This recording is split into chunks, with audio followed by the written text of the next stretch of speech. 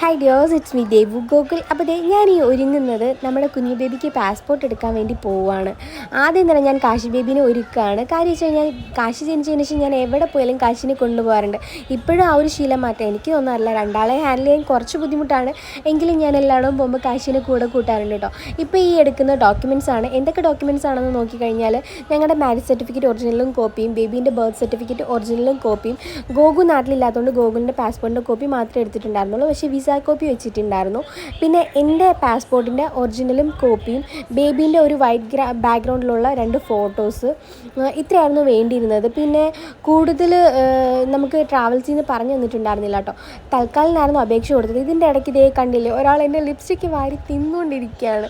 ചുണ്ടിലും വായിലും ഒക്കെ നിറച്ചാക്കിയിട്ടുണ്ടായിരുന്നു. ഞാൻ പറഞ്ഞു വന്നത് മറന്നു. തൽക്കാലമായിരുന്നു അപേക്ഷ കൊടുത്തത്. പക്ഷേ ഗോകു, അതായത് പാരൻസ് 2 പേരും നാട്ടിലില്ലാത്തതുകൊണ്ടിട്ട് തൽക്കാലം റിജക്റ്റ് ആക്കി നോർമൽ പ്രൊസീജിയറാണ് പോയിട്ടുണ്ടായിരുന്നത്.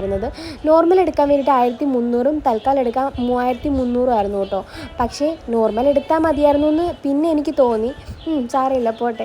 ഞാനും എൻ്റെ അനിയത്തിയും ബേബീസും കൂടെയാണ് പോയിട്ടുണ്ടായിരുന്നത്. അത്യാവശ്യം നല്ല തിരക്കുണ്ടായിരുന്നു. പക്ഷേ 2 പേരുള്ളതുകൊണ്ടിട്ട് നമ്മളെ ആദ്യം കയറ്റി വിട്ടു കേട്ടോ.